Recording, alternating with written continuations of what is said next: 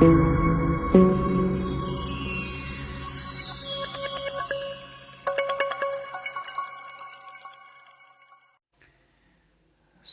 दी साजे निवाजे, गुरु रूप प्यारे, गुरु सवारी साध संगत जी।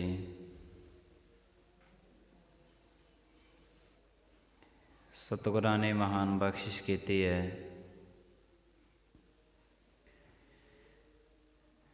जो कि परमात्मा दे विच घर दे विच बैठण दा सुभाग समा, गुरबाणी नूं पढ़न सुनन दा सुभाग समा प्राप्त होया है।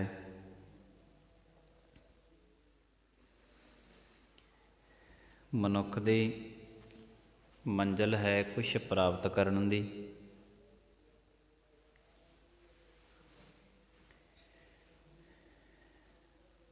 पर ये प्राप्ति हर एक मनुख की इच्छा ते है, पर कुछ ना कुछ परमात्मा के घर दे विचों उन्हां नूं मिलदा है जिहड़े बिल्कुल जैसा जीवन परमात्मा ने बख्शिया सी, अपने जीवन नूं जिहड़े वैसा ही रख लेंदे ने। भावें मनुख नूं सारा संसार जानदा होवे, चंगी प्रभुता इस दी बनी होवे, चंगा इस दे कोल धन होवे, लोग सजदा करदे होण, फिर भी इस मनुख की जिहड़ी जिंदगी है वो अधूरी मन्नी गई है। दुनिया दे विच करोड़ां तरह के नशे ने जिन्हां दा मनुख सेवन करदा है, वो शरीर नूं कुछ क समय तक चलाउंदे ने, वो नशा दुबारे फिर करना पैंदा है। करोड़ां तरह के ऐसे नशे ने। मनुख ने हुण नशा कीता है, 2 घंटियां बाद, 4 घंटियां बाद, 10 घंटियां बाद, लास्ट 15 घंटियां तक। इस तो वध कोई भी नशा मनुख के शरीर के अंदर नहीं रहिंदा, उसनों नशा दुबारे करना पैंदा है। एक नशा है जिसनों गुरु तेग बहादुर साहब जी महाराज कहते ने, जोवन धन परपता कै मद में अहनिस रह दीवाना। जोवन का नशा, धन का नशा अते प्रभुता का नशा, कि दुनिया उस्तत करती होवे, सारी दुनिया मैनू चंगा आखदी होवे। ये 3 नशे ऐसे ने जे चिन्हां दे विचों एक भी मनुख दे जीवन नूं ये नशा लग जावे तो फिर सारे जीवन ये नशा मनुख दे शरीर तो दूर नहीं जाता। कुछ नशे दुनिया ते ऐसे बने ने जिहड़े मनुख नूं कुछ हद तक बर्बाद करते ने। ये नशे ऐसे ने जिहड़े मनुख दे सारे जीवन नूं ही बर्बाद करके रख दिंदे ने।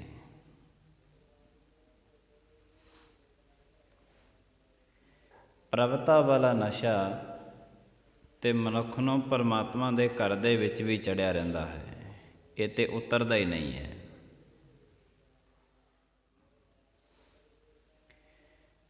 जिस दिन जोवन धन अते प्रभुता दा नशा ना चढ़े,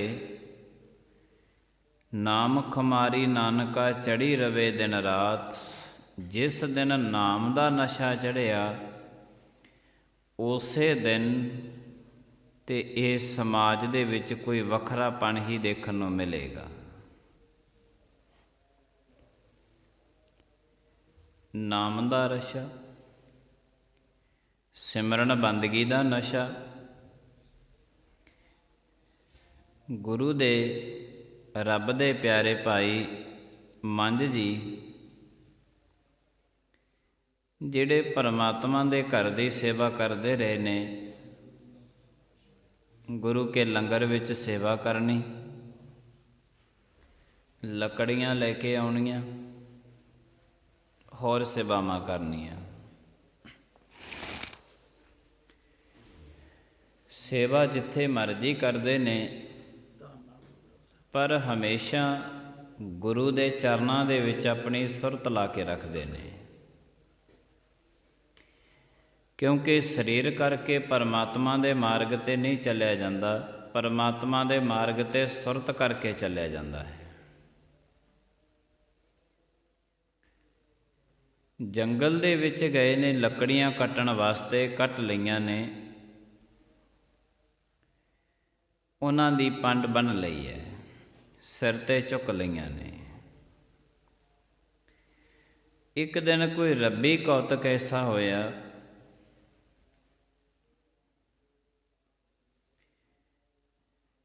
ਰੱਬੀ ਕੌਤਕ ਦੇ ਵਿੱਚ ਬਹੁਤ ਤੇਜ਼ ਹਨੇਰੀ ਆ ਗਈ ਹੈ। ਭਾਈ ਮੰਝ ਜੀ ਰੁਕੇ ਨਹੀਂ, ਚੱਲ ਰਹੇ ਨੇ ਕਿ ਗੁਰੂ ਕੇ ਲੰਗਰ ਦੇ ਵਿੱਚ ਲੱਕੜੀਆਂ ਅਪੜਾਉਣੀਆਂ ਨੇ।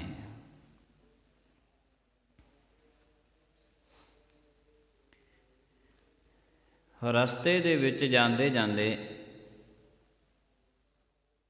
ਸਮੇਤ ਲੱਕੜੀਆਂ ਇੱਕ ਖੂਹ ਦੇ ਵਿੱਚ ਡਿੱਗ ਪਏ ਨੇ। ਪੁਰਾਣੇ ਸਮੇਂ ਦਾ ਜ਼ਮਾਨਾ,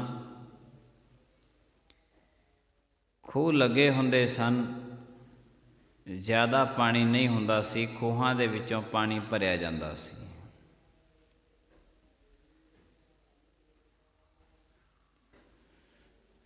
ਔਰ ਜਦ ਖੂਹ ਦੇ ਵਿੱਚ ਡਿੱਗੇ ਨੇ, ਲੱਕੜੀਆਂ ਜਿਹੜੀਆਂ ਨੇ ਗੁਰੂ ਕੇ ਲੰਗਰ ਦੀਆਂ, ਉਹ ਭਾਈ ਮੰਝ ਨੇ ਆਪਣੇ ਸਿਰ 'ਤੇ ਹੀ ਚੁੱਕੀਆਂ ਹੋਈਆਂ ਨੇ।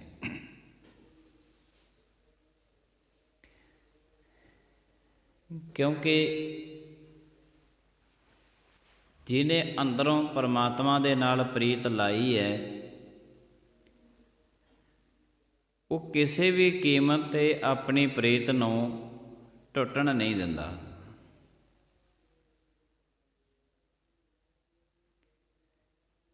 ਭਾਈ ਮੰਝ ਜੀ ਖੂਹ ਦੇ ਵਿੱਚ ਡਿੱਗੇ ਨੇ, ਸਿਰ 'ਤੇ ਲੱਕੜੀਆਂ ਨੇ, ਫਿਰ ਵੀ ਜਿਹੜੀ ਸੁਰਤ ਹੈ ਉਹ ਪਰਮਾਤਮਾ ਦੇ ਚਰਨਾਂ ਦੇ ਨਾਲ ਜੁੜੀ ਹੋਈ ਹੈ।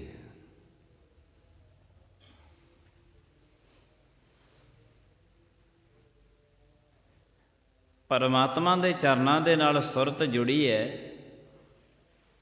ਸਰੀਰ ਇੱਕ ਸੱਖਣੇ ਖੂਹ ਦੇ ਵਿੱਚ ਹੈ।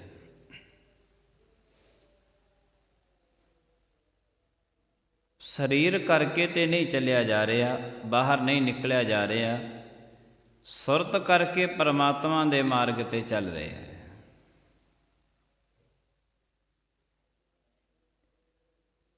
ਭਾਈ ਮੰਝ ਦੀ ਅਰਦਾਸ ਗੁਰੂ ਦੇ ਚਰਨਾਂ ਵਿੱਚ ਪਹੁੰਚੀ ਹੈ। ਮਹਾਰਾਜ, ਇਹ ਜਿਹੜੀ ਜੰਗਲ ਦੇ ਵਿੱਚ ਹਨੇਰੀ ਆਈ ਹੈ ਨਾ, ਇਸ ਹਨੇਰੀ ਦੇ ਕਾਰਨ ਕਰਕੇ ਮੈਂ ਸੱਖਣੇ ਖੂਹ ਦੇ ਵਿੱਚ ਡਿੱਗਿਆ। ਹਜੇ ਤੱਕ ਤੇ ਤੁਹਾਡੀ ਰਹਿਮਤ ਦੇ ਨਾਲ ਗੁਰੂ ਕੇ ਲੰਗਰ ਦੀਆਂ ਲੱਕੜਾਂ ਨਹੀਂ ਭਿੱਜੀਆਂ। ਤੁਸੀਂ ਬਖਸ਼ਿਸ਼ ਕਰ ਦਿਓ ਕਿ ਜੋ ਗੁਰੂ ਕੇ ਲੰਗਰ ਦੀਆਂ ਲੱਕੜਾਂ ਨਾ, ਇਹ ਕੱਢ ਲਓ, ਕਿਤੇ ਲੰਗਰ ਦੀਆਂ ਲੱਕੜਾਂ ਨਾ ਭਿੱਜ ਜਾਣ। ਐਸੀ ਅਰਦਾਸ ਇੱਕ ਖੂਹ ਦੇ ਵਿੱਚੋਂ ਹੋਈ ਹੈ ਭਾਈ ਮੰਝ ਦੀ।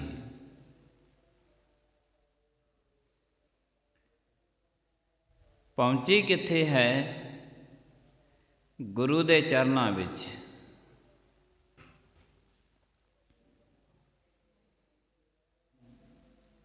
ਸੱਚੇ ਦੀ ਸੱਚੀ ਸੋਚ ਗੁਰੂ ਦੇ ਚਰਨਾਂ ਵਿੱਚ ਪਹੁੰਚੀ ਹੈ।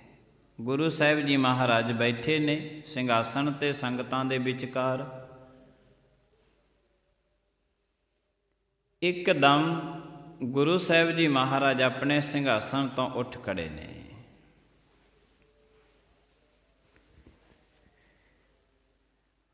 ਬਾਹੋ ਦਾਹੀ ਚੱਲੇ ਗੁਰੂ ਸਾਹਿਬ ਜੀ ਮਹਾਰਾਜ। ਸੰਗਤ ਕਹਿਣ ਲੱਗੀ, ਮਹਾਰਾਜ ਇਤਨੇ ਪ੍ਰਵਚਨ ਆਪ ਜੀ ਸੁਣਾ ਰਹੇ ਸੀ, ਇਹ ਇੱਕੋ ਦਮ ਆਪ ਜੀ ਕਿਉਂ ਸਿੰਘਾਸਣ ਛੱਡ ਕੇ ਨੰਗੇ ਪੈਰੀ ਆਪ ਜੀ ਤੁਸੀਂ ਜੰਗਲ ਵੱਲ ਜਾ ਰਹੇ ਹੋ? ਜੁੱਤੇ 'ਤੇ ਪਾਉਂਦੇ ਜਾਓ। ਗੁਰੂ ਸਾਹਿਬ ਜੀ ਮਹਾਰਾਜ ਕਹਿਣ ਲੱਗੇ, ਨਹੀਂ, ਜੁੱਤੇ ਪਾਉਂਦਿਆਂ ਨੂੰ ਸਮਾਂ ਕੁਝ ਨਾ ਕੁਝ ਲੱਗ ਜਾਣਾ ਹੈ, ਅਤੇ ਅਸੀਂ ਨਹੀਂ ਚਾਹੁੰਦੇ ਕਿ ਜਿਸ ਦੀ ਅਰਦਾਸ ਇੱਥੇ ਪਹੁੰਚੀ ਹੈ ਗੁਰੂ ਨਾਨਕ ਦੇ ਘਰ ਵਿੱਚ, ਉਸ ਦੀ ਅਰਦਾਸ ਦੇ ਵਿੱਚ ਕੋਈ ਦੇਰੀ ਹੋਵੇ।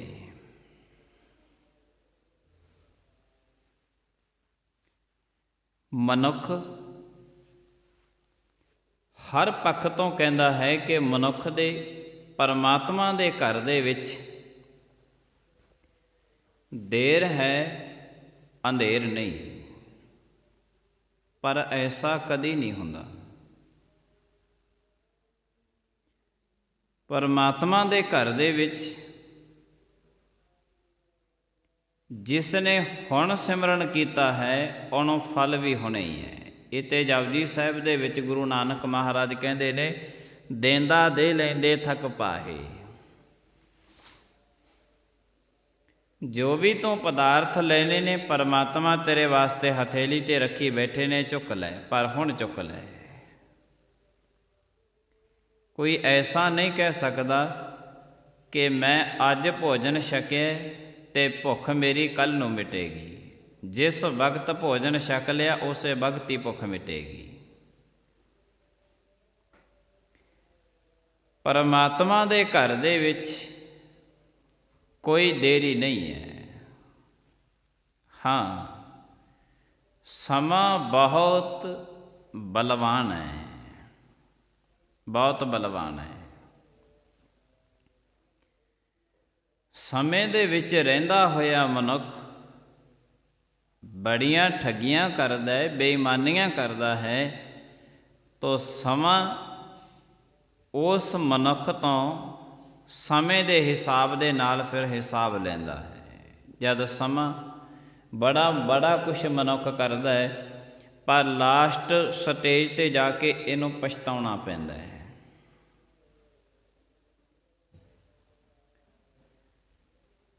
ਇੱਕ ਕਰਮ ਕੀਤਾ ਹੋਇਆ ਮਾੜਾ ਉਹ ਮਨੁੱਖ ਨੂੰ ਜ਼ਿੰਦਗੀ ਭਰ ਹੀ ਅਕਸਰ ਤੜਫਾਉਂਦਾ ਰਹਿੰਦਾ ਹੈ। ਭਾਵੇਂ ਉਹ ਮਨੁੱਖ ਬਾਹਰੋਂ ਮਜ਼ਬੂਤ ਰਹੇ, ਪਰ ਅੰਦਰੋਂ ਬਿਲਕੁਲ ਉਹ ਖਾਲੀ ਹੋ ਜਾਂਦਾ ਹੈ। ਹਮੇਸ਼ਾ ਡਰ ਬਣਿਆ ਰਹਿੰਦਾ ਹੈ।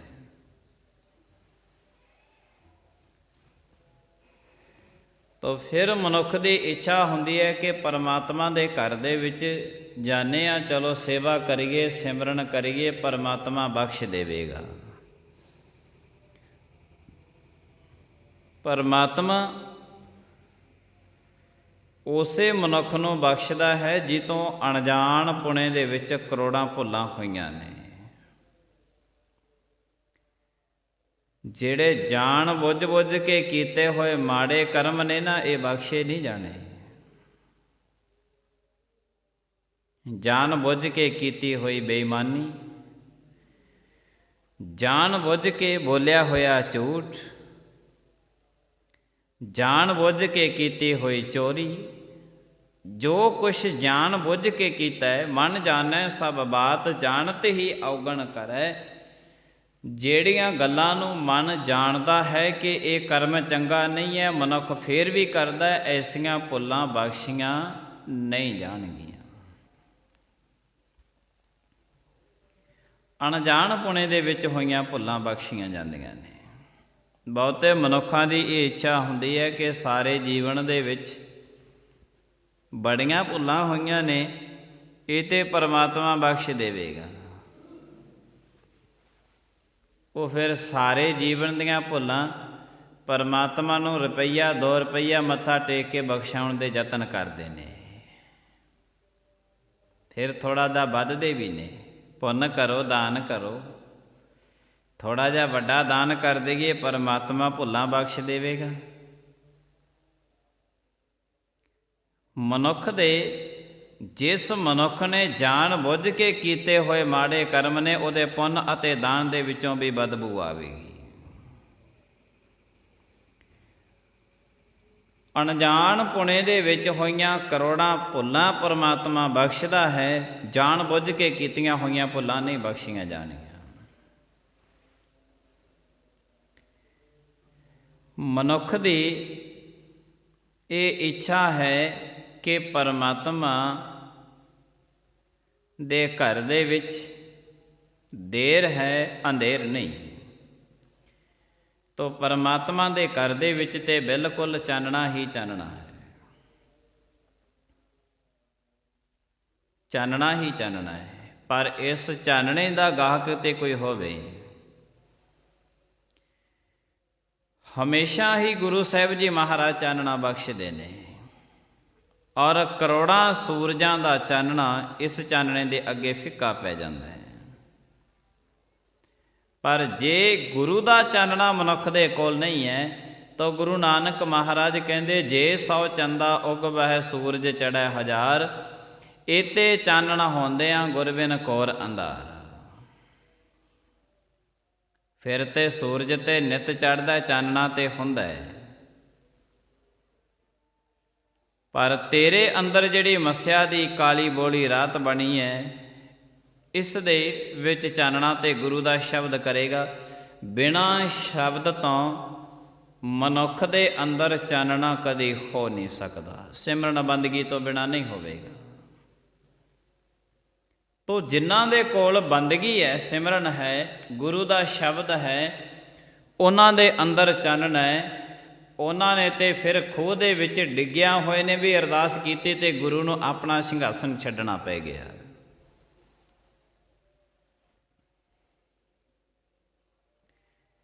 ਖੂਹ 'ਤੇ ਪਹੁੰਚੇ ਨੇ ਸੰਗਤਾਂ ਸਮੇਤ ਗੁਰੂ ਸਾਹਿਬ ਜੀ ਮਹਾਰਾਜ। ਆਪਣੇ ਕਰ ਕਮਲਾਂ ਦੇ ਨਾਲ, ਹੱਥਾਂ ਦੇ ਨਾਲ ਗੁਰੂ ਸਾਹਿਬ ਜੀ ਮਹਾਰਾਜ ਨੇ ਰੱਸਾ ਲਮਕਾਇਆ।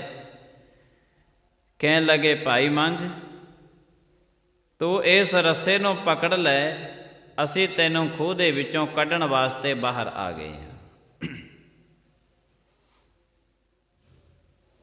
ਜਦ ਇਹ ਗੱਲ ਭਾਈ ਮੰਝ ਨੂੰ ਗੁਰੂ ਸਾਹਿਬ ਜੀ ਮਹਾਰਾਜ ਆਪ ਕਹਿ ਰਹੇ ਨੇ,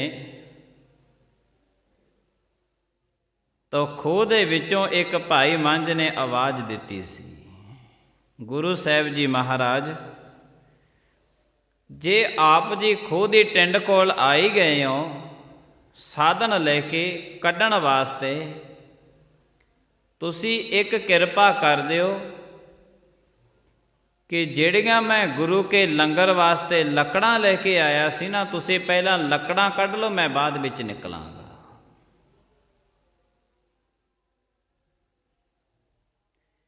ਗੁਰੂ ਸਾਹਿਬ ਜੀ ਮਹਾਰਾਜ ਨੂੰ ਕਹਿਣ ਲੱਗੇ, ਮਹਾਰਾਜ ਤੁਸੀਂ ਪਹਿਲੇ ਲੱਕੜਾਂ ਕੱਢ ਲਓ। ਭਾਈ ਮੰਝ ਜੀ, ਲੱਕੜਾਂ ਤੇ ਜੰਗਲ ਦੇ ਵਿੱਚੋਂ ਹੋਰ ਵੀ ਇਕੱਠੀਆਂ ਕਰ ਲਵਾਂਗੇ, ਪਰ ਤੂੰ ਕਿਤੇ ਖੂਹ ਦੇ ਵਿੱਚ ਨਾ ਡੁੱਬ ਜਾਵੀਂ। ਕਮਾਲ ਦੀ ਗੱਲ। ਇੱਕ ਮਨੁੱਖ ਪਰਮਾਤਮਾ ਦੇ ਘਰ ਦੀ ਸੇਵਾ ਕਰ ਰਿਹਾ ਹੈ ਤੇ ਸੇਵਾ ਵੀ ਬਿਲਕੁਲ ਆਪਣੀ ਜਾਨ ਤਲੀ ਤੇ ਧਰ ਕੇ ਕਰ ਰਿਹਾ ਹੈ।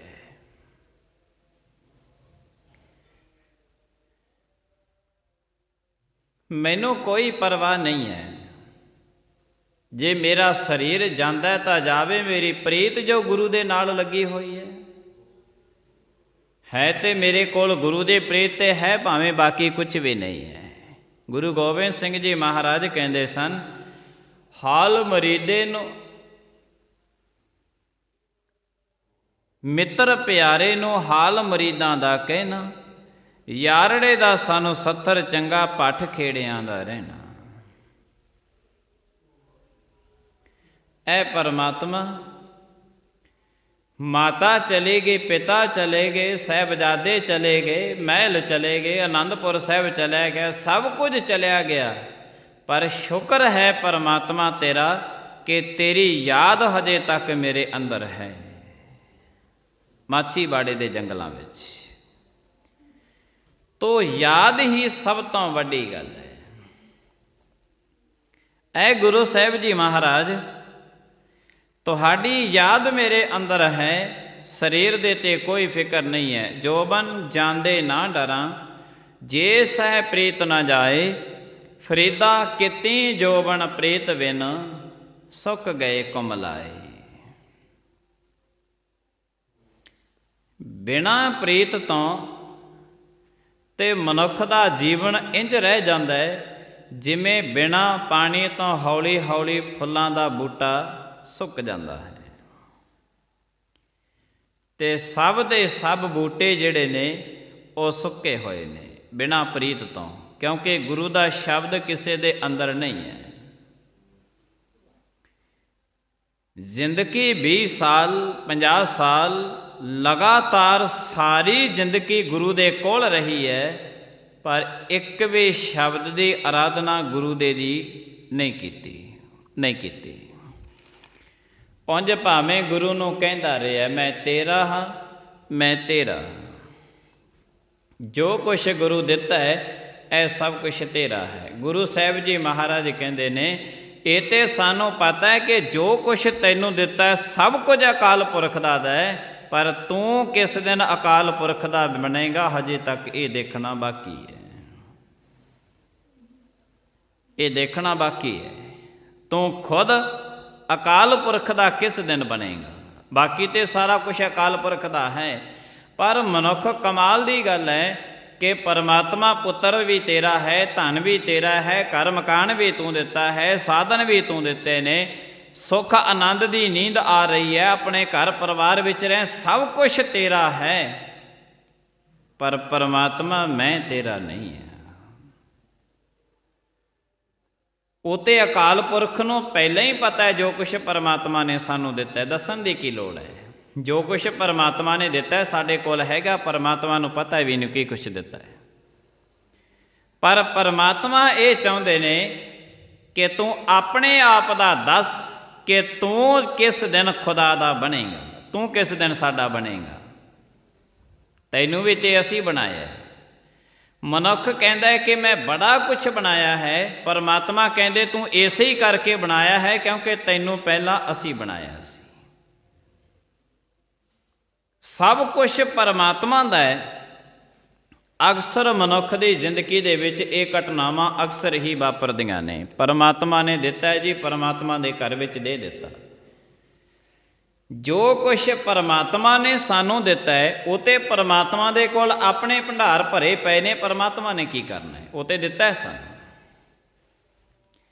परमात्मा की चीज़ परमात्मा ही अगे रखी जाता है, परमात्मा नूं कही जाता है कि परमात्मा मैं तैनू दे रहा। कमाल की गल है।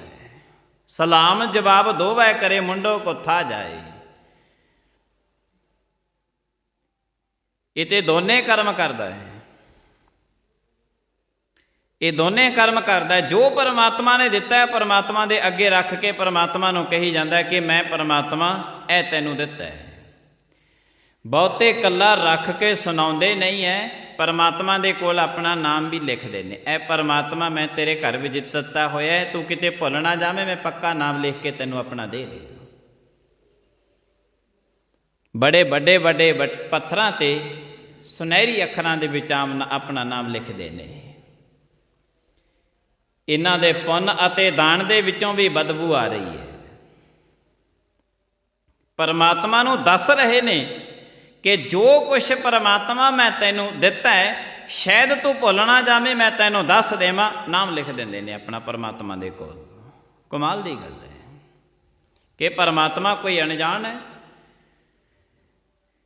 परमात्मा कहते ने जो कुछ तैनू दिता है असीं अपने हत्थी दिता है, पर जो कुछ तेरा है जे रखना है तो परमात्मा दे अगे वो रख। वो की है? उन्हें अवगण जिंदगी दे गुनाह जे रखने ने परमात्मा दे अगे सारी जिंदगी दे गुनाह रख दे। परमात्मा ऐ सारे गुनाह मेरे बख्श दे, मैं तेरे अग्यों रखदा है।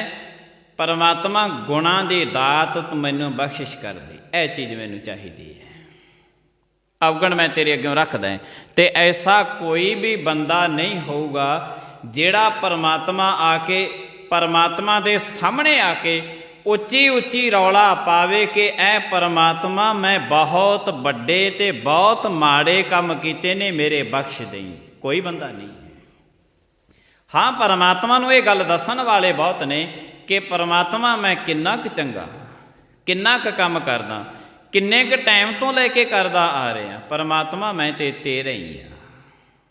कमाल दी गल है।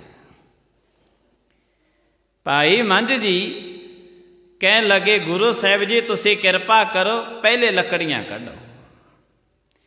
दो वचन कीते ने भाई मंझ जी कह लगे नहीं तुसी किरपा करो। फिर गुरु साहब जी महाराज ने पहला लकड़ियां कढ़ियां ने। लकड़ियां कढ़न तो बाद रसा लमकाया ते भाई मंझ नूं अपने हत्थां दे नाल खूह दे विचों गुरु साहब जी महाराज ने बाहर कढ़िया। बाहर कढ़ के गुरु साहब जी महाराज ने घुट के गलवकड़ी दे विच ले लिया। गुरु साहब जी महाराज कहन लगे भाई मंझ सिख रब दे प्यारे बड़े होणगे, पर तेरे जैसा रब दा प्यारा जग दे विच कोई बिरला बिरला होऊगा जिहड़ा अपनी जान तली ते धर के गुरु दियां लंगर वास्ते लकड़ां सुक्कियां कढ़ गया है। कमाल दी गल है कि अरदास खूह दे विचों हो रही है, दूजे पासे गुरु साहब जी अपना सिंघासन छड्ड के खूह दे कोले आउंदे ने। तो इस तो स्पष्ट है कि शरीर परमात्मा दे घर विच आवे चाहे ना आवे, सुरत मनुख दे परमात्मा दे घर दे विच आउणी चाहिदी है।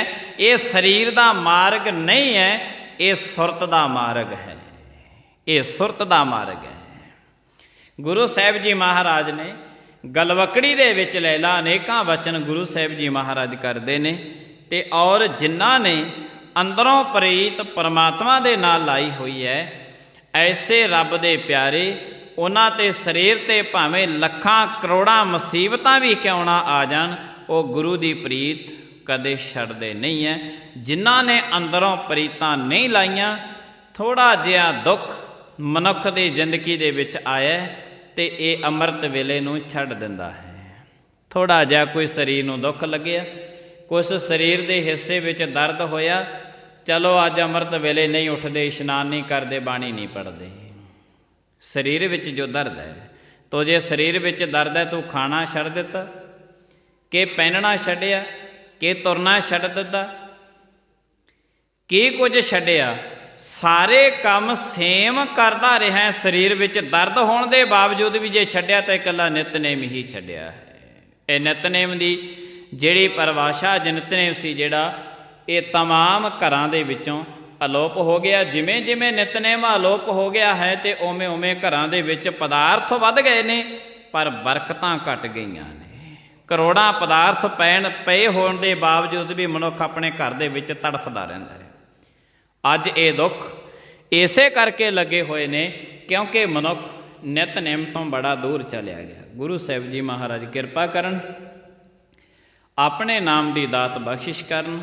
समाप्ति का समा, भुलां चुकां दी खिमा, आईयां होईयां संगतां दा बहुत धन्नवाद।